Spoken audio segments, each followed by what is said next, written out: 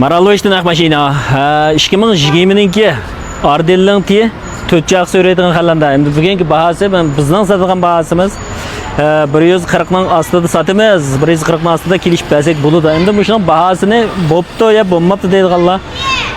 Azanken deydiganlar bir alt raqamli qo'l belgisini chiqarib yo'llab bersanlar, gol belgilarini shundan bilib olsak bo'ladi. Yo'q, sal qimmatdek turdi deydiganlar qolsanglar. Sal qimmatdagi mashina bahasi yana sal tangshaylar deb yozib qo'ysanglar, baho tangshsak bo'ladi. Anandan keyin mane naqd satsaqmi bo'ladi, daykon satsaqmi bo'ladi, mashina tegishsakmi bo'ladi, jima. Qanday qilsak bo'lar orada 2.0 4 joq so'raydi, 7 kishilik bahasi 140 ning ostida. Cho'giltib bir ko'z titlabkam. Unda olab qilib qolsa mashina mishandan bir ko'z bitib ketdi, shalpichoq. Mana bu o'rindoq to'kloq, o'rindoqlari oq chiqadigina. Jiq mavsum bo'lmabdi, jiq mavsum bo'lib, ufurgan egizpes avvallari yo'q ekan, mana ko'rsak bo'ldi, rollarimi ufurgan egizpes avval yo'q ekan. Mushunda ishchi oqni pakizjira chiqdi, mushunda ne deydim deydigan balla bo'lib qolsanglar, har qachon kelib, deb sanab setib olsanglar bo'ladi.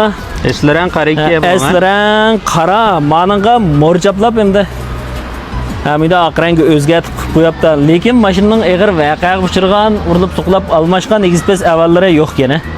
Ko'rsak bo'ldi mana meyalarmi? Joy-joyda meniki endi ko'pincha bilisizlar, men tekkan mashinaniki bunday yana joy-joy keltirib o'ngishmoq. Qandaroq fikam? Sal tez, aldirab kelmaydi. Sal tez joy kelmaydi. Anday gilafkam ishni bir ko'zib bitib ketlaydi. Mashinaning endi ishga keldigan bo'lsak, roll engine dengsu barmoqda o'taladigini. Andan mashinaning cho'ng iPad ekran, ichida bek ufrab mavsum bo'lgan egizpes avvallar yo'qki, o'rinda qiziydi. Mashina ichi yengiki, motor tret bir ko'zlitlimi nima bo'lsa, mana hedlab atqanlan mashina, hech qanday tozliq, jup u ham qilgan egizpes avval yo'q, motor zavod jo'alatilan maytalib, mayaqqan egizpes avvalmi yo'q ekan. Bahasini 140 ning ostida sotamiz. Mashinal bo'lsa ekalsanglar olamiz. Og'il kelsanglar sotamiz, tegishli kelsanglar, masalan CR-V u ham qanday mashina bo'lsa tegishli deb qolsanglar, tegish bersekmi bo'ladi. Naqd pul satsaqmi bo'ladi, daykon satsaqmi bo'ladi. Mashinaga 160 minggacha daykon tushadigan mashina. Lekin bahasi 140 ning ostida.